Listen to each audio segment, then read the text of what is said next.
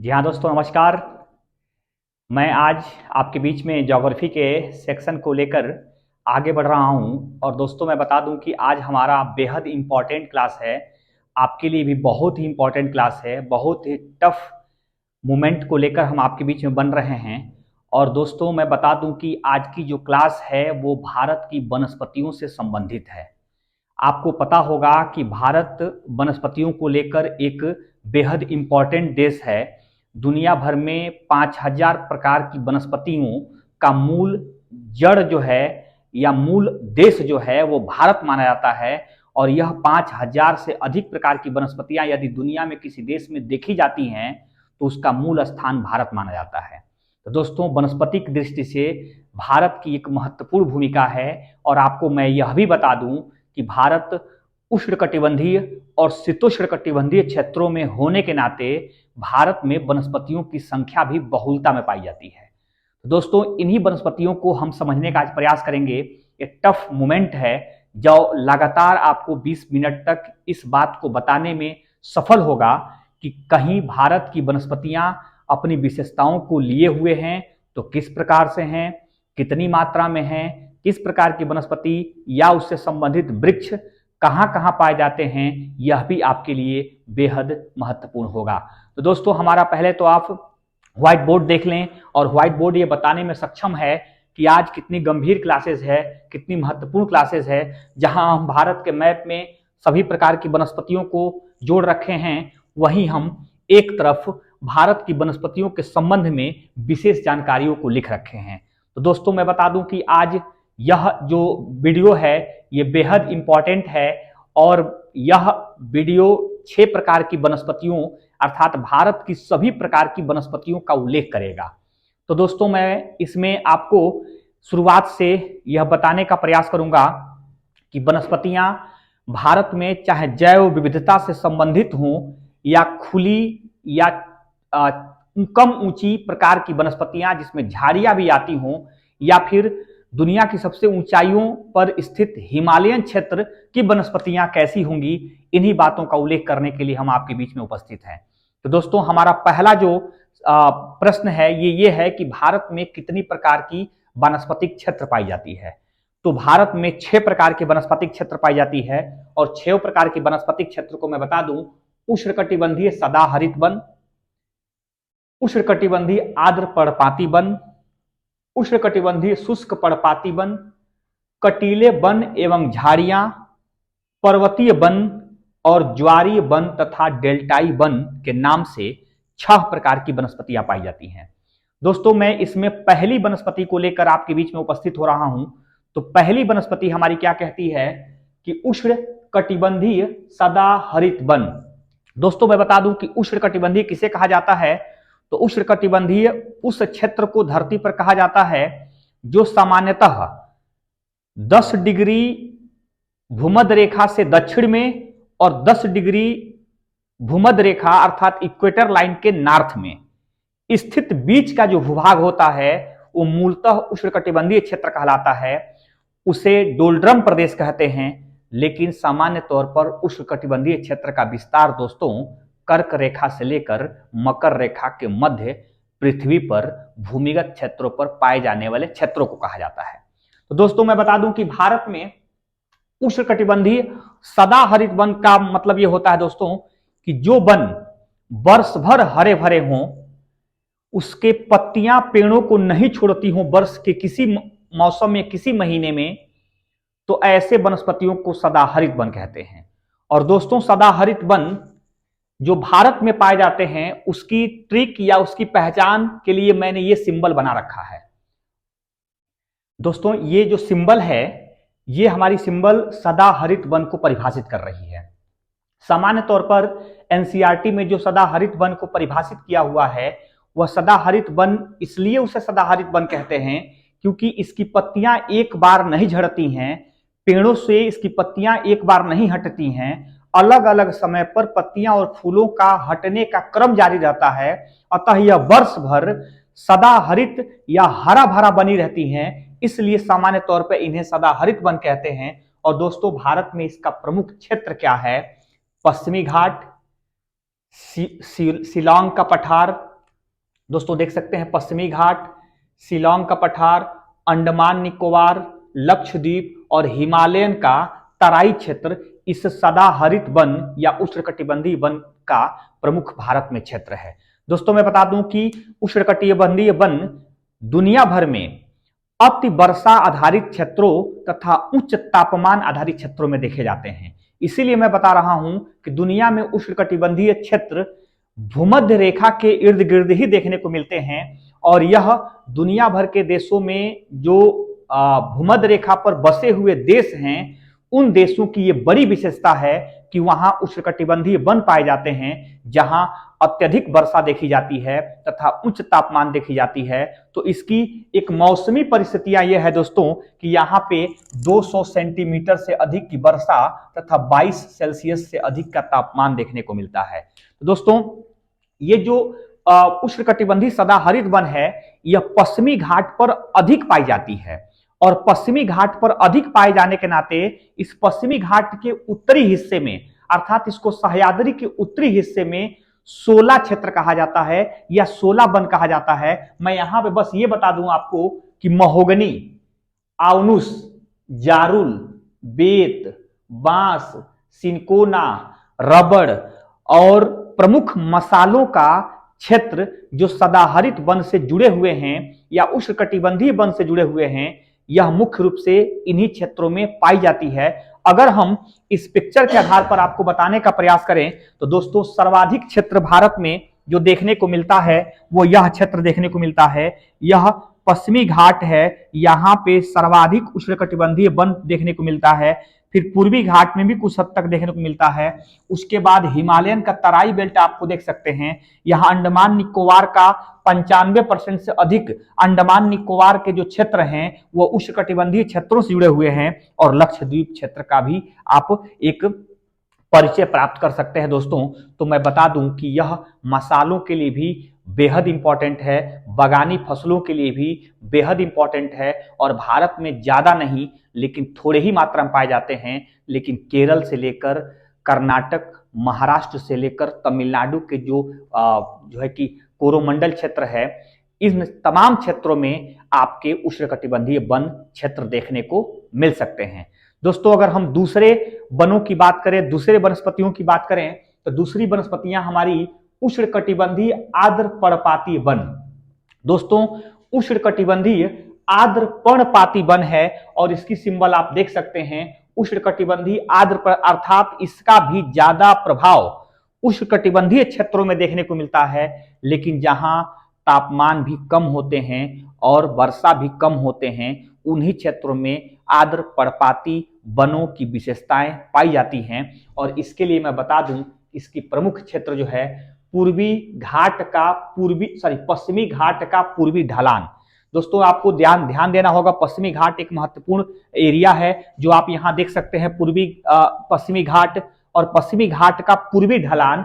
ये आप सिंबल आप जो देख पा रहे हैं ये सिंबल ये पूर्वी ढलान को मैं बनाया हूं पश्चिमी घाट की तरफ से, वह भी एरिया आपके लिए बेहद इंपॉर्टेंट है। अब देख सकते हैं दोस्तों कि यह पूर्वी ढलान प्रायद्वीपी के उत्तर पूर्वी पठार मतलब भारत का जो प्रायद्वीपीय क्षेत्र है, भारत का प्रायद्वीपीय क्षेत्र कहां पे है आपको मैंने बहुत बार बता दिया है।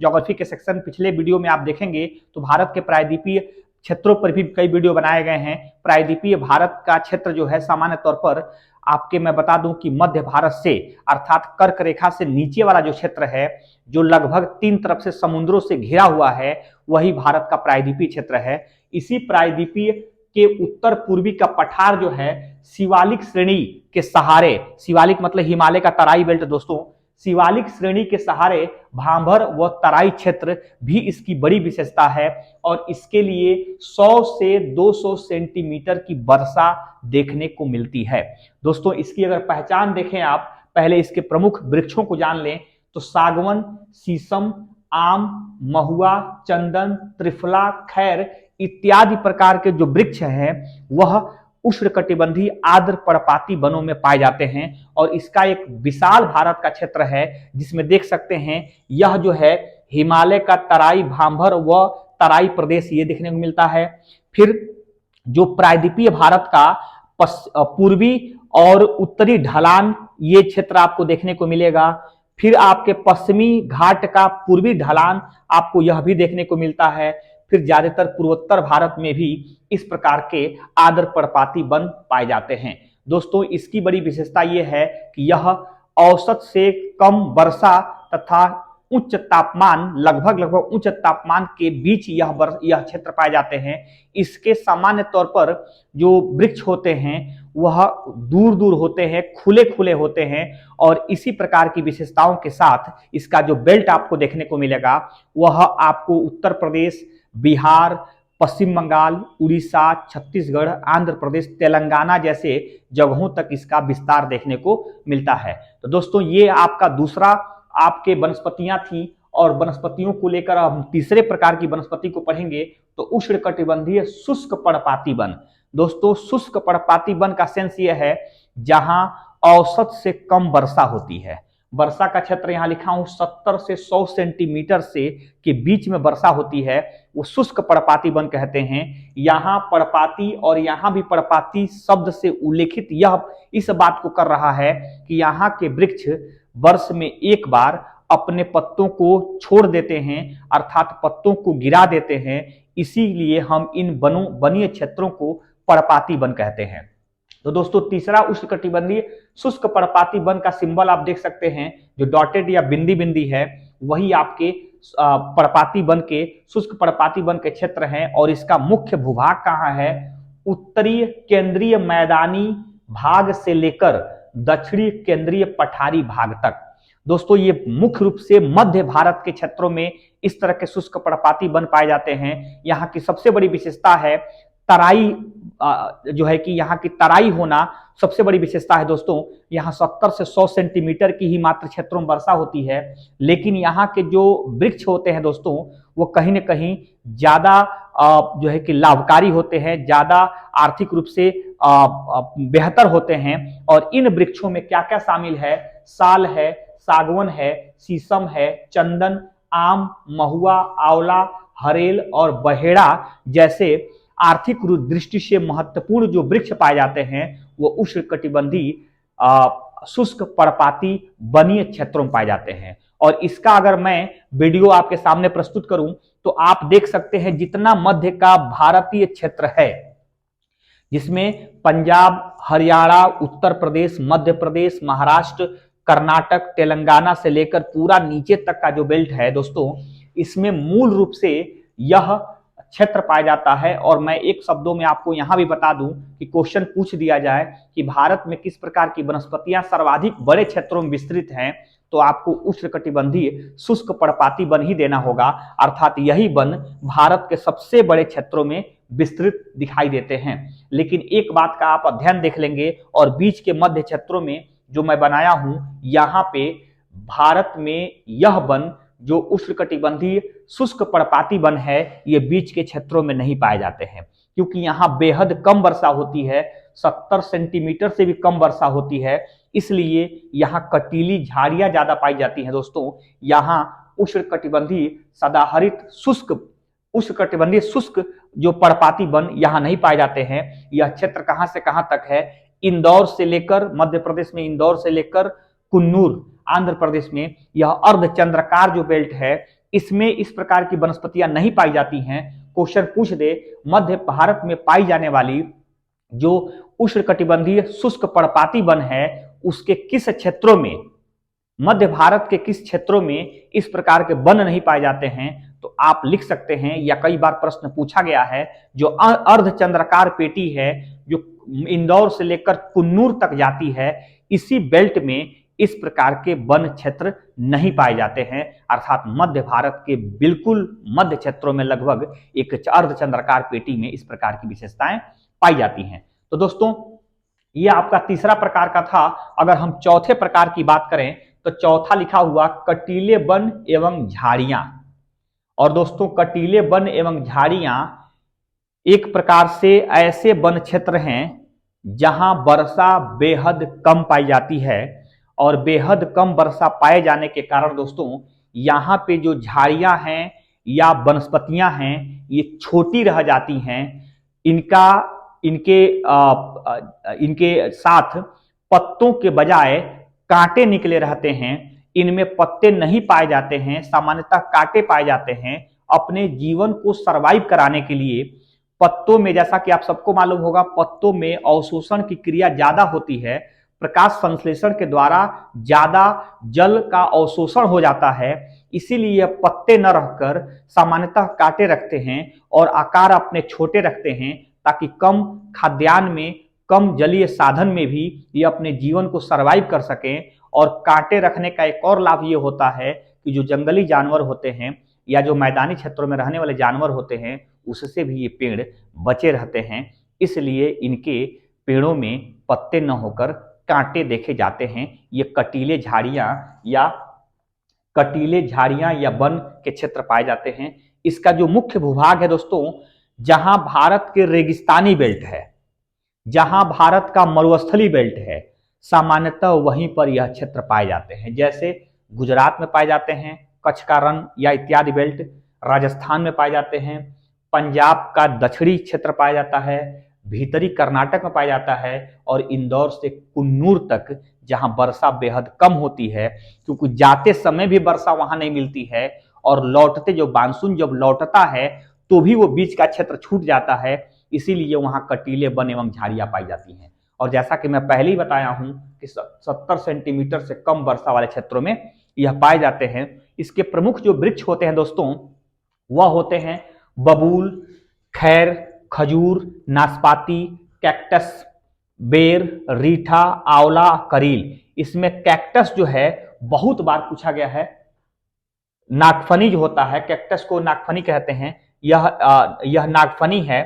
खजूर, नागफनी, कैक्टस, बेर, रीठा, आंवला, करील, इसमें कैक्टस पर बहुत बार क्वेश्चन पूछा गया दोस्तों कि कैक्टस नामक वृक्ष किस प्रकार की वनस्पतिक क्षेत्र में पाए जाते हैं। तो इसके लिए आपको कटीले वन और झाड़ियों का ऑप्शन देना होगा। और कटीले वन के लिए जो मैं ट्रिक बनाया हूं दोस्तों, वह कटा हुआ चीज मैं इंडिकेट किया हूं, जिससे ये लग रहा है कि कटीले वन और झाड़ियां, इसमें कांटा भी इंडिकेट हो रहा है और कट भी इंडिकेट हो रहा है। यह क्षेत्र जब मैं पिक्चराइज करने का प्रयास करूंगा तो आप देख सकते हैं ये पूरा जो राजस्थान और गुजरात का बेल्ट है, यह आपको नजर आ रहा है, जिसमें कटीले वन एवं झाड़ियों का विस्तार पाया जा रहा है। और दोस्तों इसमें जो मध्य क्षेत्र जो मैंने बताया पहले ही, अर्धचंद्राकार पेटी इसको कहा जाता है, जो कुन्नूर से लेकर, इंदौर से लेकर कुन्नूर अर्थात आंध्र प्रदेश के और तेलंगाना के क्षेत्रों को छूता है। इस क्षेत्र में भी, क्योंकि भारत में मानसून इधर से जाता है और इधर से लौटता है, तो जाते हुए भी क्षेत्रों के वजह से, जाते हुए भी परिस्थितियों में छूट जाता है, और लौटते हुए जब उत्तर और पूर्वी बेल्ट पकड़कर मानसून हमारा लौटता है तो उस दौरान भी ये छूट जाता है, जिसकी वजह से यहाँ कम वर्षा होती है। और इसी कम वर्षा होने की वजह से यहाँ झाड़ियां पाई जाती हैं, यहाँ कटीले वन पाए जाते हैं। तो ये दोस्तों चौथे प्रकार का विशेषता थी। चौथे प्रकार की विशेषता में यह है कि यहाँ भी खुले वन होते हैं, दूर दूर वृक्ष पाए जाते हैं, छोटे वन होते हैं, कम वनस्पतियां पाई जाती हैं। यहाँ की यह भी बड़ी विशेषता है दोस्तों। अगर पांचवा और सेकंड लास्ट की बात करें तो यहाँ लिखा हुआ पर्वतीय वन। और दोस्तों ये पर्वतीय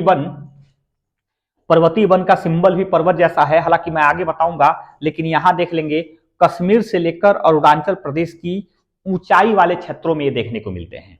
दोस्तों इसकी कई बड़ी विशेषता है, ध्यानपूर्वक इसको देखना होगा। कई बड़ी विशेषता है। सम तापमान यहाँ का टेम्परेचर है, क्योंकि ऊंचाई पर टेम्परेचर ज्यादा नहीं बदलता है। गर्मी के दिनों में भी ठंडी जैसी स्थितियां बनी रहती हैं, और ठंडी के दिनों में भी ठंडी जैसी स्थितियां बनी रहती हैं, बर्फबारी जैसी स्थितियां बनी रहती हैं।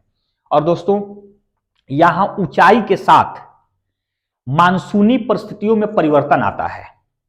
और दोस्तों ऊंचाई के साथ जब मानसूनी परिस्थितियों में परिवर्तन आता है हिमालय के क्षेत्रों में, तो मैं बता दूं कि यहां लिखा हुआ है 1500 मीटर तक इसमें पर्णपाती वन पाए जाते हैं। दोस्तों याद रखेंगे 1500 मीटर तक पर्णपाती वन पाए जाते हैं, जहां के पत्ते झड़ते हैं, जहां के पत्ते पेड़ों को छोड़ देते हैं, यह 1500 मीटर की ऊंचाई पर पाई जाती है। इसी क्षेत्रों में जो 1500 से 3500 मीटर की ऊंचाई है, वहां कोड़धारी सदाहरित वन पाए जाते हैं। और दोस्तों इसकी बड़ी विशेषता यह है, हालांकि मैं इसमें बता दूं, देवदार, स्प्रूस, सिल्वर, फर, चीड़ नामक जो वृक्ष पाए जाते हैं वो 1500 से 3500 मीटर की ऊंचाई पर पाए जाते हैं। इसकी सबसे बड़ी विशेषता यह है कि सदाबहार सदाहरित वन होने के नाते यह कोणधारी होते हैं या शंकुआकार होते हैं। इस प्रकार के क्रिसमस जैसी स्थितियां इसकी विशेषता होती है। और यहाँ पे बर्फबारी की परिस्थितियों में या वृष्टि की परिस्थितियों में लगातार पेड़ अपने जीवन को बचाए रखने में सफल होते हैं। इसीलिए ज्यादातर ऊंचाई पर, खासकर 3500 मीटर की ऊंचाई तक इस प्रकार के वृक्ष पाए जाते हैं, जिसे हम कोणधारी कहते हैं या शंकुआकार कहते हैं। यह दूसरी विशेषता है। इसी ऊंचाई में और जब हम ऊंचा पहुंचेंगे दोस्तों, 3500 से 4800 मीटर तक पहुंचेंगे, तो अल्पाइन वृक्ष पाए जाते हैं या टुंड्रा प्रदेश तुल्य वृक्ष पाए जाते हैं, जिसमें आपको साल, काई इत्यादि, घास इत्यादि छोटे छोटे वृक्ष यहां की विशेषता होती है। और टुंड्रा प्रदेश दोस्तों मैं बता दूं कि टुंड्रा प्रदेश धरती पर सबसे ऊपरी क्षेत्रों में और सबसे दक्षिणी क्षेत्रों में, खासकर ध्रुवीय प्रदेश के तरफ उत्तर और दक्षिण में टुंड्रा प्रदेश पाए जाते हैं। टुंड्रा प्रदेश में वर्ष भर अति ठंडी मिलती है, जहां सर्वाइव की परिस्थितियां नहीं होती है। इसलिए वृक्ष भी बहुत ऊंचे नहीं होते हैं, बहुत छोटे होते हैं और वर्ष भर यह ठंडे क्षेत्रों में रहते हैं, इसलिए टुंड्रा प्रदेश कहते हैं। हालांकि हमारा क्षेत्र ध्रुवों की तरफ नहीं है, लेकिन हिमालय पर ध्रुवों जैसी परिस्थितियां देखने को मिलती है। वहां काफी बड़े क्षेत्रों पर बर्फबारी की परिस्थितियां होती हैं। वर्ष भर ठंडा प्रदेश होता है वो क्षेत्र, इसीलिए वहां अल्पाइन या टुंड्रा प्रदेश जैसी वनस्पतियां पाई जाती हैं। हालांकि मैं बता दूं, क्वेश्चन ये पूछता है कि हिमालयन क्षेत्रों पर 4800 मीटर के से अधिक ऊंचाई पर किस प्रकार की वनस्पति पाई जाती हैं, तो आपके पास आंसर होगा 4800 मीटर से अधिक ऊंचाई पर कोई वनस्पति नहीं पाई जाती है। वो वनस्पति विहीन क्षेत्र है हिमालय का, अर्थात अधिकतम वनस्पतियों को पाने की जो ऊंचाई है वो 4800 मीटर है, उससे नीचे ही वनस्पतियां पाई जाती हैं। तो मैंने इस पर्वतीय बेल्ट में 3 लेयर बताया है। एक 1500 से नीचे के ऊंचाई पर सामान्य तौर पर पर्णपाती वन पाए जाते हैं। 1500 से 3500 मीटर की ऊंचाई पर सामान्य तौर पर कोणधारी सदाहरित वन पाए जाते हैं और 3500 से 4800 मीटर की ऊंचाई पर सामान्य तौर पर टुंड्रा या अल्पाइन प्रदेश के वन पाए जाते हैं। इससे ऊपर की ऊंचाई पर कोई वनस्पतियां नहीं पाई जाती हैं। यही इसकी सबसे बड़ी विशेषता है। इसी से प्रश्न पूछे जाते हैं। दोस्तों मैं बता दूं कि मैं पहले ही बताया हूं कि जम्मू से लेकर अरुणाचल प्रदेश तक यह विशेषता पाई जाती है। और पर्वतीय नुमा मेरा फिगर भी है, मेरा पिक्चराइज भी है, जो पर्वत की आकार में ये श्रृंखला को मैं सजा रखा हूं, जिसमें आप देख सकते हैं कि पर्वत के रूप में अरुणाचल प्रदेश के ऊपरी क्षेत्रों में भी ये चीज पाई जाती है। यह कश्मीर, उत्तराखंड, हिमाचल प्रदेश, लद्दाख, जम्मू कश्मीर जैसे बेल्ट में भी इसकी बड़ी विशेषता पाई जाती है। और यह सामान्य रूप से भारत के हिमालयन क्षेत्रों पर ही पाए जाते हैं। तो दोस्तों ये वनस्पतियां कैसी रहीं आपको जरूर से देखना होगा, इन वनस्पतियों की विशेषता भी देखनी होगी। अब हम चलते हैं छठवां और अंतिम वनस्पति की तरफ। तो छठवां और अंतिम वनस्पति कहता है ज्वारीय वन या डेल्टाई वन। ज्वारीय वन या डेल्टाई वन की विशेषता दोस्तों मैं बता दूं कि यह ज्वारीय वन जहां समुद्र का किनारा स्थल से जुड़ा हो, या डेल्टाई वन जहां नदियां डेल्टा बनाकर समुद्र में जा रही हों। सामान्यतः उसी बेल्टों में ज्वारीय वन या डेल्टाई वन पाए जाते हैं। तो दोस्तों इसकी आप सिंबल ये देख सकते हैं। और गंगा, गोदावरी, कावेरी, कृष्णा के आदर्श डेल्टाई प्रदेशों में यह मूल रूप से वनस्पतियां पाई जाती हैं। और यह दलदली तथा डेल्टाई विशेषताओं में ही इनकी जो है कि इनको देखा जाता है। खासकर यह अति जैव विविधता से जुड़ी हुई रहती हैं। यहाँ वर्ष भर दलदली और नमी आकार के परिस्थितियां होती हैं, जिसके वजह से सघन वनस्पतियां पाई जाती हैं, सघन जैव विविधता पाई जाता है। और दोस्तों जैव विविधता किसे कहते हैं, इसको आपको अगर परिभाषित किया जाए तो किसी एक ही स्थान पर भारी मात्रा में वनस्पतियां और भारी मात्रा में जीव जंतु अगर एक साथ जीवन जीते हों, तो उस परिस्थिति को हम जैव विविधता कहते हैं। और इसके लिए आपको मैं बता दूं कि मैंग्रोव जो सुंदरबन का डेल्टा है दोस्तों, वह इसकी सबसे बड़ी विशेषता है भारत में। जहां पे वृक्ष जो पाए जाते हैं मैग्रो प्रजाति के वृक्ष पाए जाते हैं, सुंदरी वृक्ष पाए जाते हैं, केजुरीना पाई जाती है, तार के वृक्ष पाए जाते हैं, फिनिक्स के वृक्ष पाए जाते हैं, केवड़ा के वृक्ष पाए जाते हैं, नीपा के वृक्ष पाए जाते हैं। इस प्रकार के वृक्ष आपको डेल्टाई प्रदेशों में देखने को मिलती है। और सबसे बड़ी विशेषता यह है दोस्तों कि यहाँ पे मैग्रो प्रजाति के जो वृक्ष पाए जाते हैं वह वृक्ष जमीन को पकड़ के रखने वाले वृक्ष होते हैं, क्योंकि आपको ज्वारी बेल्ट में या डेल्टाई बेल्ट में भूमि के कटने के आसार ज्यादा होते हैं, इसलिए उस भूमि को पकड़े रहते हैं।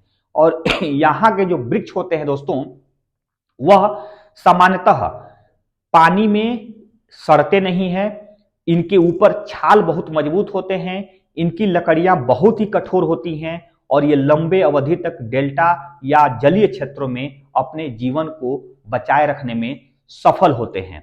तो दोस्तों कहीं ना कहीं यह जो बेल्ट आपको देखने को मिलेगा डेल्टाई या समुद्री तटीय बेल्टों मिलेगा।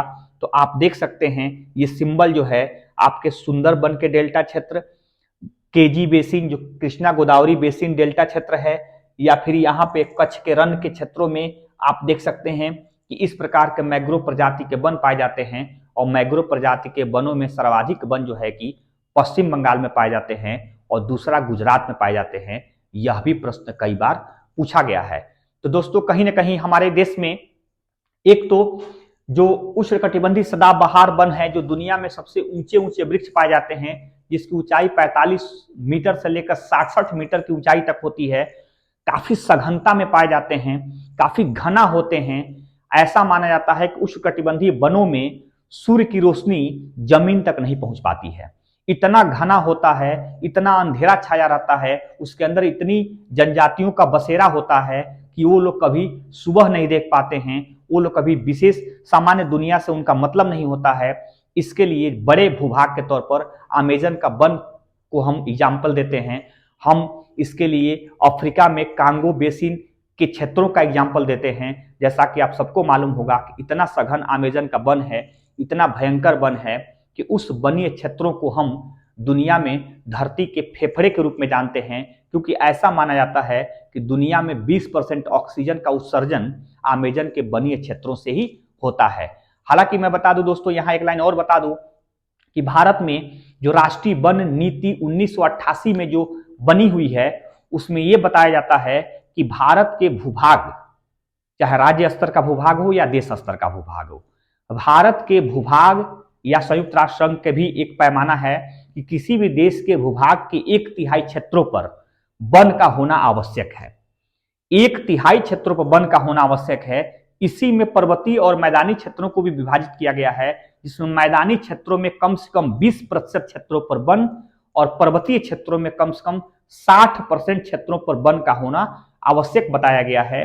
तो इसी मानक के आधार पर हालांकि अभी भारत 24% के कुछ ऊपर ही वन क्षेत्रों को अपने कुल भूभाग पर रख पाया है, जहां हमको पहुंचना है 1/3, वहां अभी हम सिर्फ 24 से 25% के बीच में देखे जा रहे हैं। हालांकि भूमध्य रेखा पर रहने वाले देशों में यह काफी मेंटेन रहता है, यह परसेंटेज से ऊपर भी वनस्पतियां यहाँ पाई जाती हैं। तो दोस्तों हमारे देश की वनस्पतियां के संबंध में जो प्रश्न थे वो इस प्रकार से आपको देखने को मिले हैं। अगर आप किसी प्रकार से वनस्पतियों को लेकर कोई प्रश्न पूछना चाहते हैं या किसी प्रकार की और जानकारी आप चाहते हैं तो हमें कमेंट करके जरूर बताएं, हम आपके कमेंट का इंतजार करते हैं। अगर वीडियो अच्छा लगा दोस्तों तो लाइक जरूर करें और आप किसी भी अपने दोस्त को शेयर कर सकते हैं वीडियो। ये आपको पूरा वीडियो देखने के लिए बहुत बहुत धन्यवाद। Thank you.